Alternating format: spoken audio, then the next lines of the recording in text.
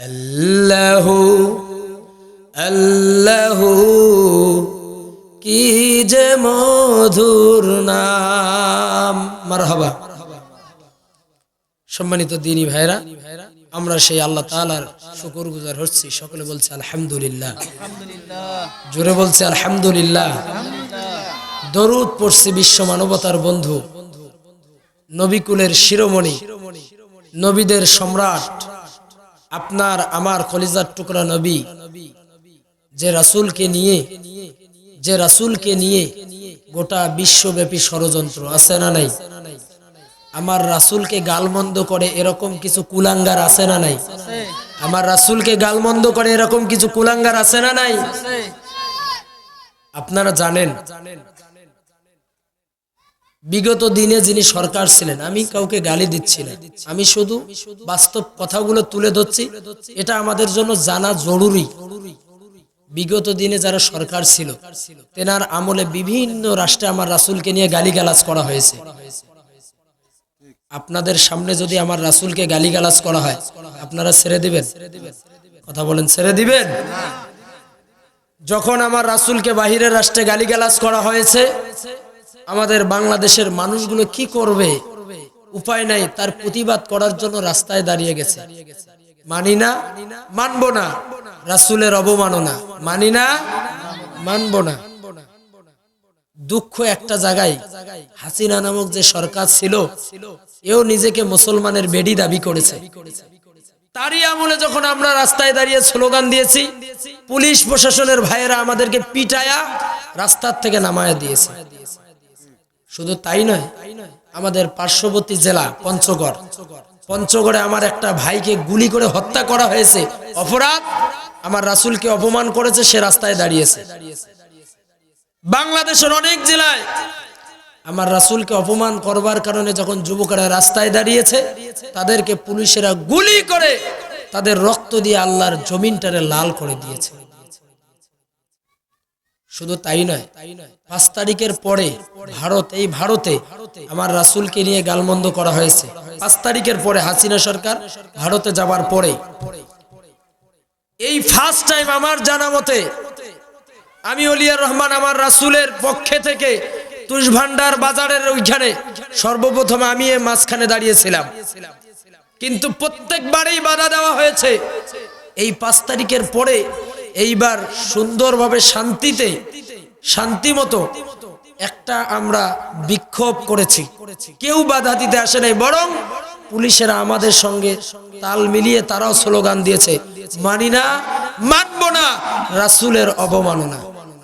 হাসিনা সরকার যাবার পরে সম্মানিত দ্বীনী ভাইয়েরা, আজকে আমরা যারা এখানে উপস্থিত আছে একটু কান খাড়া করে দেন।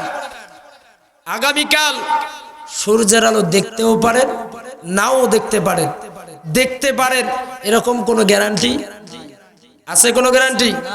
তবে এই যে কোরআনের মাহফিলে, এখানে আল্লাহর কোরআন সাক্ষী, এই যে কোরআনের মাহফিলে বসে আছেন, একজন ওমরের উত্তরসূরি হয়ে আওয়াজ দিয়ে বলেন, এরপরেও যে বা যারা আমার রাসূলকে নিয়ে গালমন্দ করবে, আমরা একাই ওমরের উত্তরসূরি হয়ে ওই নাস্তিক মোরতাদের, ওই জানোয়ারের বাচ্চার জিহ্বা ছিঁড়ে কুত্তা দিয়ে খাওয়াতে রাজি আছি। কে কে দুই হাত তুলে আল্লাহকে দেখান। লিল্লাহে তাকবীর, লিল্লাহে তাকবীর। আল্লাহ তাআলা কবুল করুন, সকলে বলেন আমিন।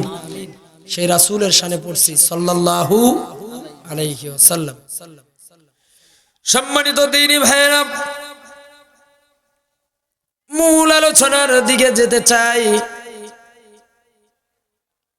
যেহেতু সময় খুব কম পাবো, আপনাদের সামনে আমি মহাবানী আল কোরআনুল কারীমের সূরাতুন নিসা, কি নাম সবাই বলেন? সূরা নিসা। কোরআনুল কারীম যারা পড়তে পারেন না, আপনাদের পায়ে হাত রেখে বলি, কোরআনটা পড়া শিখবেন বাবা। কোরআন না পড়ে কেউ কবরে যাব না। অনেক মুসলমান দাবি করে কিন্তু কোরআন পড়তে পারে না। আমি তাদেরকে কটাক্ষ করতেছি না, ছোট করতেছি না, আমি এতটুকুন বলবো, যদি কোরআন পড়তে পারেন, কোরআনের আমল করতে পারেন, কিয়ামতের ময়দানে এই আল্লাহর কোরআন আপনাকে আল্লাহর সঙ্গে ঝগড়া করে হলেও জান্নাতে নিয়ে যাবে। ওয়াজ কি শুনবো? এগুলাই ওয়াজ। কারণ কোরআন পড়তে পারি না। এই কোরআন কতটা উপকারী একটা মানুষের জন্য এটা বলে শেষ করা যাবে না। এতটুকুন বলি, যারা পড়তে পারি না আপনাদেরকে বলি, ভাই যারা কোরআন পড়তে পারেন না আপনাদের পায়ে হাত রেখে বলি কোরআন পড়া শিখবেন। সামনে মাহে রমজানুল মুবারক মাস আসতেছে, আর 2টা মাস, তাই না? আর 2টা মাস বাকি আছে। এর মধ্যেই কোরআনটা শিখবো ইনশাআল্লাহ। আল্লাহ তাআলা তৌফিক দান করুন, বলেন আমিন। জোরে বলেন আমিন। সম্মানিত দ্বীনি ভাইয়েরা, কোরআনুল কারীমের সূরাতুন নিসা, সূরা নিসার 85 নম্বর আয়াতে কারিমা আপনাদের সামনে আমি তেলাওয়াত করেছি। আল্লাহ পাক রব্বুল আলামিন এই আয়াতে কারিমার ভিতরে 2টা দিক মানুষের তুলে ধরেছেন। একটা দিক হলো সৎ পথে, আর একটা দিক হলো অন্যায় পথে। একটা মানুষ 5 ওয়াক্ত নামাজ পড়ে, হজ করেছে, যাকাত দেয় বা অন্য অন্য আমলগুলো ভালো করে, কিন্তু ওই মানুষটা সব আমল করে, কিন্তু ওই মানুষটা একজন অন্যায়কারীকে সাপোর্ট করবার কারণে আপনারা এখন বুঝে থাকলে বলেন ওই মানুষটার ওই আমলগুলো কোনো কাজে আসবে নাকি? বুঝতে পারছেন? সব আমল করে, নামাজ পড়ে, হজ করছে, যাকাতও দেয়, ভালো ভালো কাজগুলো করে, কিন্তু দেখা যায় সমাজে একজন অন্যায়কারী মানুষ, একজন জালিম মানুষ ওই মানুষটাকে সাপোর্ট করে। আপনারা বুঝে থাকলে বলেন ওই হাজী সাহেবের হজ কোনো কাজে আসতে পারে? কোনো কাজে আসবে বাবা? হ্যাঁ, আসেন এদিকে। হাজী সাহেব কে? আপনি? আলহামদুলিল্লাহ। আল্লাহর রাসূল বলেছেন, এই যে ইনি আছে না, হজ করে আসছেন, এনার দিকে আপনি মায়ার নজরে তাকাবেন, আপনার সগীরা গুনাহগুলো আল্লাহ তাআলা ঝরায়া দিবেন। সুবহানাল্লাহ। কারণ যে মদিনার কথা শুনলে,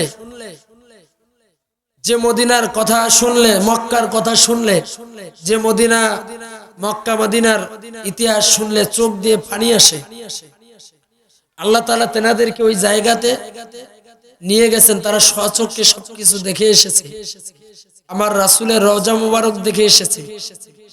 যারা গেছে ওই মানুষগুলো জানে ওখানে কত শান্তি, কতটা শান্তি ওই জায়গায়, ওই মানুষগুলা জানবে, তাদের হৃদয়টা ওখানে ঝুলানো আছে। আমরা যেতে পারি নাই, আল্লাহ তাআলা যেন আমাদেরকেও মক্কা মদিনায় যাওয়ার তৌফিক দান করে, বলেন আমিন। জোরে বলেন আমিন, জোরে বলেন আমিন। সম্মানিত দ্বীনি ভাইয়েরা, একজন সৎ মানুষকে সাপোর্ট করার কথা আল্লাহ তাআলা বলেছেন। একজন সৎ মানুষকে সহযোগিতা করলে কি লাভ, আর একজন অন্যায়কারীকে আপনি যদি সহযোগিতা করেন কি ক্ষতি, এই বিষয়ের উপরে আজকের আলোচনা। আল্লাহ পাক রব্বুল আলামিন বলেন, মান ইয়াশফা' শাফাআতান হাসানাতান ইয়াকুল লাহু নসীবুম মিনহা। জোরে বলেন না আল্লাহু আকবার। আল্লাহ পাক রব্বুল আলামিন বলেন, গোলামেরা তোমাদেরকে আমি আল্লাহ তাআলা, আমি আল্লাহর গোলামি করার জন্য, দাসত্ব করার জন্য পাঠিয়েছি। সূরাতুজ জারিয়াত 53 নম্বর আয়াতে কারিমার ভিতরে বলেন, ওয়ামা খালাকতুল জিন্না ওয়াল ইনসা ইল্লা লিয়াবুদুন।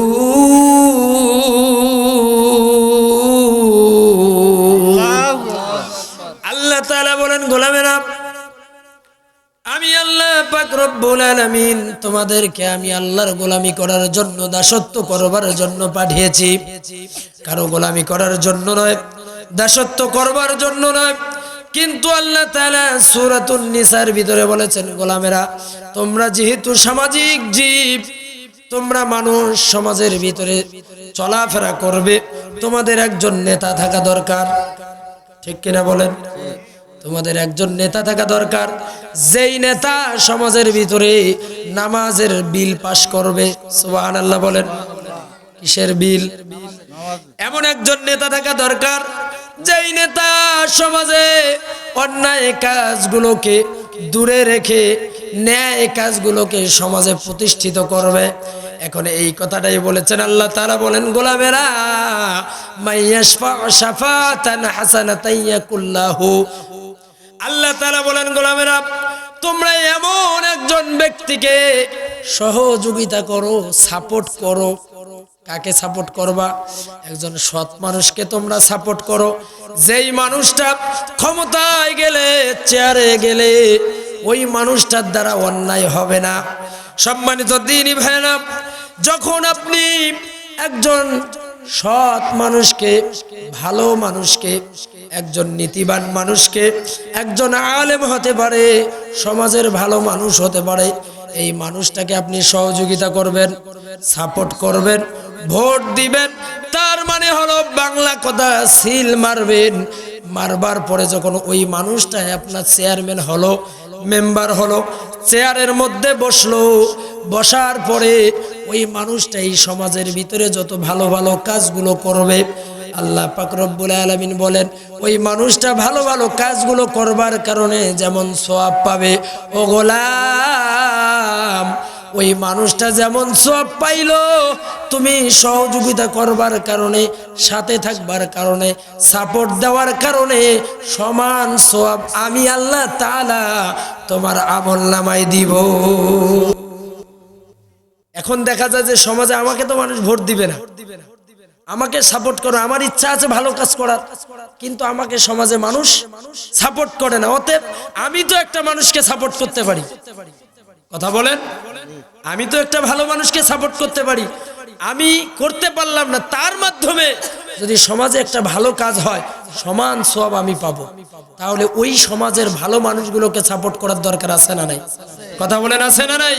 কিন্তু দেখা যায় আজকে সমাজে ভালো মানুষকে সাপোর্ট করা হয় না, সাপোর্ট করা হয় যেগুলো মদখোর, গাঁজাখোর, সুদখোর, এই সমস্ত মানুষদেরকে আমরা সাপোর্ট করি।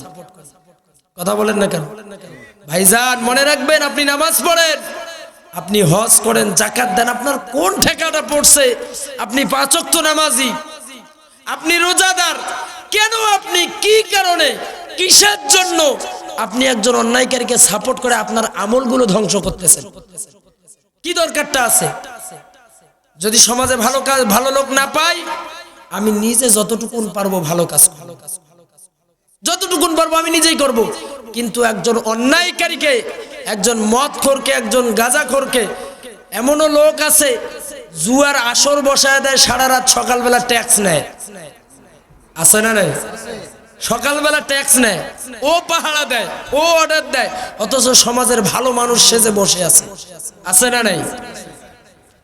তাহলে আমরা যদি সাপোর্ট করি, ভালো মানুষকে, সৎ লোককে, যোগ্য মানুষ দেখেই সাপোর্ট করবো ইনশাআল্লাহ।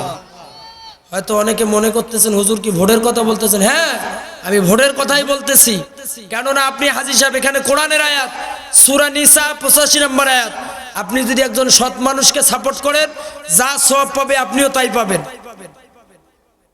আর যদি একজন অন্যায় মানুষকে, অন্যায়কারীকে আপনি যদি সাপোর্ট করেন, অন্যায়কারীকে যদি আপনি সহযোগিতা করেন, আল্লাহ পাক রব্বুল আলামিন বলেন তাদের শাস্তি হবে 2টা। জোরে বলেন কয়টা?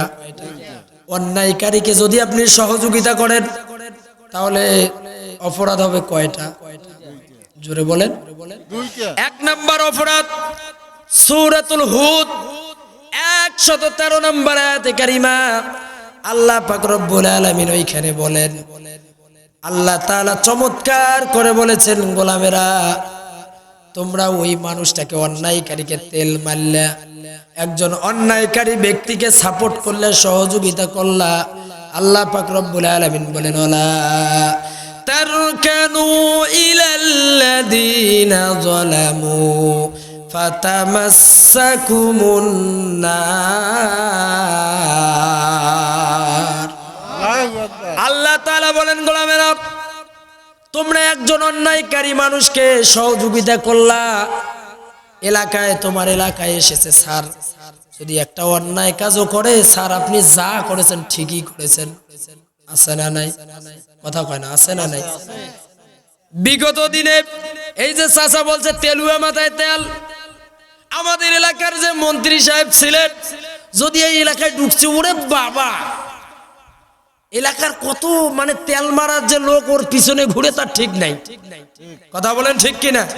ও যে অন্যায় করেছে এটা আপনিও জানেন, আমিও জানি, যে ব্যক্তি সহযোগিতা করেছে ও ভালো করে জানে যে অন্যায় করেছে।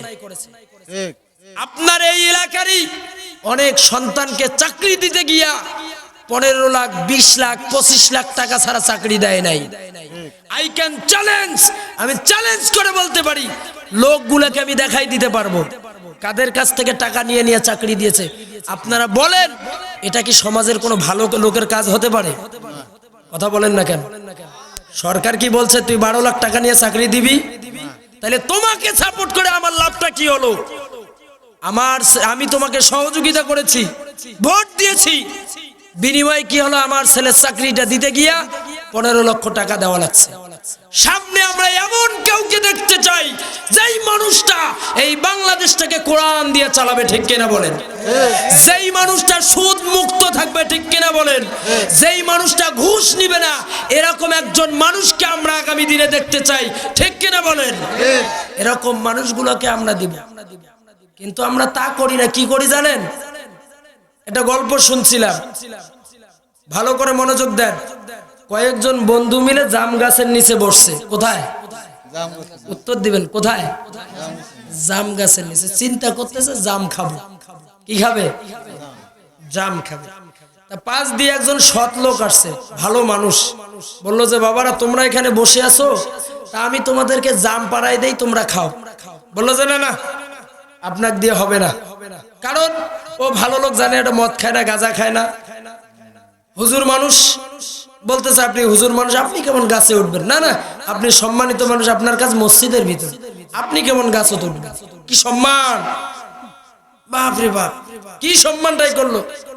ঠিক আছে, হুজুর চলে গেছে। কিছুক্ষণ পর একজন মোসাড়ু আসছে। মোসাড়ু এসে বলছে এই তোমরা আজ থেকে আমার দলে। না, আপনি যা বলছেন তাই। বললো যে কাজ করো, তোমরা যখন গাছের গোড়ায় বসেই আছো, আমাকে ঠেলি ঠুলি একটু গাছে তুলে দাও, আমি জাম পেড়ে তোমাদেরকে খাওয়াবো। বললো যে ঠিক আছে। ঠেলতেছে, দেখে যে ঠেলিয়েও কাজ হয় না, বাঁশ লাগে দিছে, বাঁশ দিয়ে ঠেলিয়ে জাম গাছের উপরে তুলে দিছে।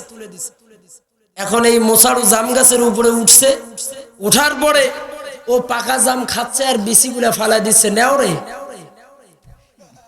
বুঝেন নাই? ও পাকা জাম খায় আর নিচে ফালাই দেয় বাবু ভাই, আর কয় নেও রে।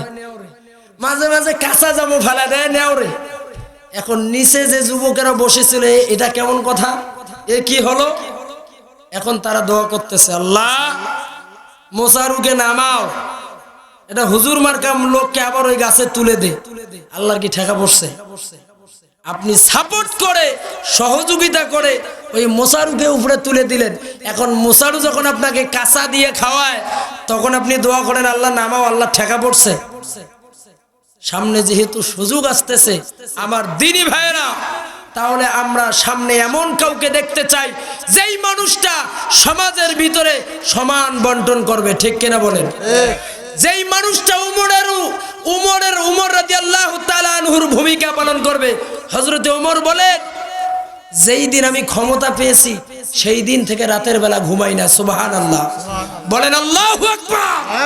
আল্লাহর রাসূলের সাহাবী ওমর চাইলে তো বলতে পারতেন আমি প্রেসিডেন্ট, অর্ধ পৃথিবীর খলিফা, আমি চেয়ারে বসে আছি, তোমরা যা করবা তাই, বলতে পারতেন, কিন্তু তিনি করেন নাই। বরং তিনি বলেছেন, যেই দিন আমি ক্ষমতা নিয়েছি সেই দিন থেকে রাতের বেলা ঘুমাই না। বরং আমার জনগণ কোথায় কোন বিপদে আছে, কে খেয়ে ঘুমাইলো, কে না খেয়ে ঘুমাইলো, আমি ওমর সারা রাত ঘুরে ঘুরে দেখি। সুবহানাল্লাহ, জোরে বলেন না সুবহানাল্লাহ। আর বর্তমান আমাদের যারা নেতা, আমাদের যারা প্রতিনিধি, যাদেরকে আমরা সাপোর্ট করে সহযোগিতা করে ক্ষমতার চেয়ারে বসাই, তারা ভোটের আগে এক ওয়াক্ত নামাজ 5 বারও পড়ে। কথা বলেন না কেন? মানুষের বাড়ি বাড়িতে গিয়ে কয়, বাবা তোমার ভোট লাগবে না, আমার মাথাটা সত্যায় দেন, দোয়া করেন। আছে না নাই? ভোট লাগবে না, দোয়া করে দেন। এখন বেচারা কয়, এত সুন্দর মানুষ, আচ্ছা বাবা যাও, তোমাকে ভোটটা দিব। আর যখন ভোট পায়, যখন ক্ষমতা পায়, সাপোর্ট যখন নেওয়া হয়ে যায়, তখন দেখেন যে কয়খান যে তার বাড়িতে দরজা তার ঠিক নেই। কথা বলেন না কেন? বাইরের দরজায় একজন, ভিতরের দরজায় একজন। আবার করোনা তো এখন নাই, তাও আবার করোনা টেস্ট করে, এখনো করোনা টেস্ট করে। এরকম মানুষ আছে না নাই? সম্মানিত দিনী ভাইয়েরা, এজন্য আমি আপনাদেরকে এই কথাটাই বললাম, আপনি কষ্ট করে এই যে শীতের রাত নামাজ পড়েন, হজ করেছেন, যাকাত দেন, দান সদকা করেন, এই যে কষ্ট করে তাফসীর শোনার জন্য আসছেন, সওয়াব আছে না নাই? আপনারা কি চান এগুলো ধ্বংস হয়ে যাক? চান ধ্বংস হয়ে যাক? তাহলে কোনো অন্যায়কারীকে সাপোর্ট করা, যে অন্যায় করে সে যেমন দোষী, অন্যায়কারীকে সাপোর্ট করে সেও তেমন দোষী। ঠিক কিনা বলেন? সম্মানিত দ্বীনি ভাইয়েরা, আল্লাহ পাক রব্বুল আলামিন বলেন, আমার গোলামেরা, وَمَن يَشْفَعْ شَفَاعَةً سَيِّئَةً يَكُن لَّهُ كِفْلٌ مِّنْهَا। যদি আপনি একজন অন্যায়কারীকে সাপোর্ট করেন, সে যতগুলো অন্যায় করার কারণে যত গুনাহ হবে, সম পরিমাণ গুনাহ তোমাকেও নিতে হবে। কিয়ামতের ময়দানে আল্লাহ তাআলা ডাক দেবে, আব্দুর রহিম এদিকে আয়, এ আব্দুল সাত্তার এদিকে আয়, কোন আমল করেছিস নাকি? বলবে যে আল্লাহ আমি তো আমল করেছি, এই যে নামাজ পড়েছি, দান করেছি, সদকা করেছি, আল্লাহ মক্কা মদিনায় হজ করে এসেছি। আল্লাহ বলবে, গোলাম তোর আমল নামায় তো জিনার গুনাহ আছে। নাউজুবিল্লাহ বলেন। আল্লাহ বলবে, গোলাম তোর আমল নামায় সুদের গুনাহ আছে, ঘুষের গুনাহ আছে। আব্দুর রহিম, আব্দুল সাত্তার আল্লাহকে বলবে, আল্লাহ আমি তো গরিব মানুষ ছিলাম, আমি তো জেনার কাজ করি নাই, ঘুষের কাজ করি নাই, আমি সুদের কারবার করি নাই। আল্লাহ বলবে, গোলাম তুমি করো নাই জানি, কিন্তু তুমি একজন সুদখোরকে সাপোর্ট করবার কারণে সম পরিমাণ গুনাহ তোমার আমল নামায় দেয়া হলো। আল্লাহ বলবেন, ইয়াউমা নাদউ কুল্লু উনাসিম বিইমামিহিম, যেই ইমামের আনুগত্য করেছো, সুদখোর ইমাম, ঘুষখোর ইমাম, মুসারু ইমাম, তোর ইমামও জাহান্নামী, তুইও জাহান্নামী, জাহান্নামে চলে যা। এজন্য আমার দ্বীনি ভাইয়েরা, ইমাম মানে কি জানেন? এটা জানা দরকার। ইমাম মানে কি? মসজিদের ইমাম সাহেব, ইনি ইমাম সাহেব, আমি ওলিয়ার রহমানের ইমাম সাহেব না। এখানকার বড় ইমাম হলো ফরহাদ হোসেন মাস্টার, মাথায় নেন। সবচেয়ে বড় ইমাম কে? এই ইউনিয়নের ইমাম হলো ফরহাদ হোসেন মাস্টার। এই ওয়ার্ডের ইমাম আপনাদের মেম্বার সাহেব। আপনি মসজিদের একজন ইমাম দেখতে গিয়া কি করেন? ইমাম সাহেবের চরিত্র কেমন, গলা কেমন, ইমাম সাহেব কথা বলতে পারে কি পারে না, ইমাম সাহেবের স্ত্রী ঠিক আছে কিনা, সলপল নামাজ পড়ে কিনা, পায়ের গোড়া থেকে চুলের গোড়া পর্যন্ত আপনি একজন ইমাম সাহেবের দেখেন। দেখবার পরে মসজিদের একজন ইমাম নেন, তার মাসিক বেতন হলো 1500 টাকা। আলহামদুলিল্লাহ, মাসিক বেতন 1500। আর একটু কম হইলে ভালো হয়। আর যেটা মারিং ক্যারিং চিটিং করে খেয়ে ফেলে, ওই ইমাম কেমন, তার স্ত্রী ঠিক পর্দায় থাকে কিনা, তার সন্তানরা নামাজি কিনা, ওই ইমামের চরিত্র ঠিক আছে কিনা, কোনোদিন আমরা এটা দেখতে যাই না। মারো সিম আছে না নাই? যদি সুযোগ না থাকে আরো মারো। এজন্য ভাই, মসজিদের ইমামের কিচ্ছু দেখার নাই, ও তো 5 ওয়াক্ত নামাজি, নামাজের ইমাম। কিন্তু আপনার সমাজের ইমাম যদি ঠিক না হয়, সঠিক মানুষকে যদি আপনি বাছাই করতে না পারেন, আল্লাহর কোরআন হাতে নিয়ে বললাম, আপনার কোনো আমল আল্লাহর দরবারে গ্রহণযোগ্য হবে না। অতএব এখন পরিবর্তনের সময় এসেছে, সমাজের ইমামদেরকে আমরা পরিবর্তন করব, ভালো ইমাম দেখতে চাই, ঠিক কিনা বলেন? যদি বর্তমান ভালো থাকে আলহামদুলিল্লাহ, কোনো কথা নেই, কোনো কথা নেই, আমরা তাকে সাপোর্ট করব। আরো ভালো হতে হবে, আরো ভালো হওয়া লাগবে, ঠিক কিনা বলেন? সম্মানিত দ্বীনি ভাইরা, এখন আসেন, আল্লাহ পাক রব্বুল আলামিন বলেন, গোলামেরা তোমরা ন্যায় অন্যায় দেখবার পরে যখন একজন ভালো মানুষকে, আপনি আমি ভালো মানুষকে যখন চেয়ারে বসাবো, পার্লামেন্টে পাঠিয়ে দিব, আল্লাহ পাক রব্বুল আলামিন এবার বলেন, গোলামেরা তোমার ওই ভালো মানুষটা পার্লামেন্টে যাবার পরে, তোমার ওই ভালো মানুষটা, সৎ মানুষটা পার্লামেন্টে যাওয়ার পরে বিল পাস করবে 4টা। জোরে বলেন কয়টা? আরো জোরে। আপনি মনে করেন যে ভোট দিলেন, একজন ভালো মানুষকে সাপোর্ট করে তাকে ক্ষমতায় দিলেন, এখন ওই ভালো মানুষটার প্রথম কাজ, তারা বিল পাস করবে কয়টা? আমি কোরআনের আয়াত তেলাওয়াত করে কিন্তু আপনাদেরকে বলতেছি। এই যে হুজুর আছে পাশে, খেয়াল করেন, আপনি আমি আমরা যখন একজন সৎ মানুষকে, ভালো মানুষকে পার্লামেন্টে পাঠিয়ে দিব, আল্লাহ পাক রব্বুল আলামিন বলেন সূরাতুল আল-হাজ, আল্লাহ তাআলা এই সূরা হজ্জের 41 নম্বর আয়াতে কারিমার ভিতরে বলেন, আল্লাযীনা ইম্মাক্কান্নাহুম ফিল আরদি, আল্লাহ তাআলা বলেন আমার এই জমিনে আমি আল্লাহ তাআলা আমার যে সৎ মানুষগুলোকে ক্ষমতা দিব, অর্থাৎ আমরা যাদেরকে ভোট দিব, সাপোর্ট করব, সহযোগিতা করে চেয়ারে বসায় দিব, ক্ষমতায় দিব, এই সহযোগিতা করবার পরে, এই ক্ষমতায় বসবার পরে ওই মানুষটা বিল পাস করবে কয়টা? জোরে বলেন কয়টা? আরো জোরে, জোরসে বলেন। 1 নাম্বার বিল ওই মানুষটা পাস করবে, আল্লাহ পাক রব্বুল আলামিন বলেন আকামুস সালাহ,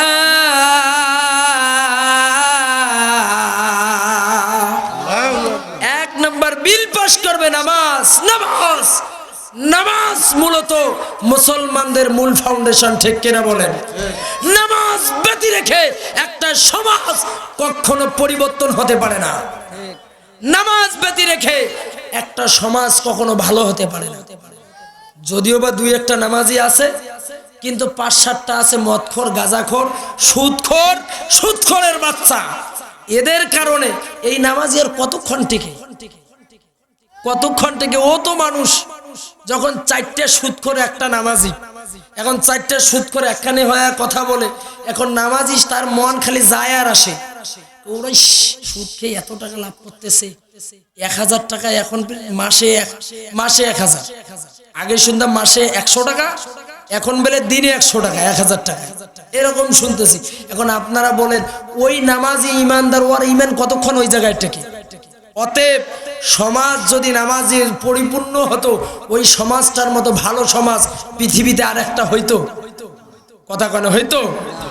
এই কারণে সম্মানিত দ্বীনি ভাইরা, এই কারণে যেই মানুষটাকে আমরা সাপোর্ট করে ক্ষমতায় বসায় দিব, তার 1 নাম্বার কাজ হবে ইকামুস সালাহ। সে প্রথম বিলটা পাস করবে, নামাজের বিল। কিসের বিল? আওয়াজে বলেন কিসের বিল? আপনারা কি চান না যে এই সমাজে নামাজ বাস্তবায়ন হোক? কথা কেন চাই কি চাই না? এতগুলা মানুষ আছে, আমি জানি অর্ধেক মানুষ কিন্তু এখানে ঈশার নামাজটাও আপনারা পড়েন নাই। এখন আপনাদেরকেই বলি, এতগুলা মানুষের ভিতরে সবাই যদি আমরা ঈশার নামাজ পড়ে এখানে আসতাম, ভালো হইতো না খারাপ হইতো? কথা কেন ভালো হইতো না খারাপ হইতো? আল্লাহ তাআলা বলেন এই নামাজ অন্যায় কাজ থেকে, সমাজ থেকে অন্যায় কাজগুলোকে, অশ্লীল কাজগুলোকে দূরে রাখবে। কেন? সূরাতুন নামল 21 নম্বর পাড়ার 1 নম্বর পৃষ্ঠার 2 নম্বর লাইন, আল্লাহ তাআলা বলেন ইন্নাস সালাতা তানহা আনিল ফাহশাই ওয়াল মুনকার।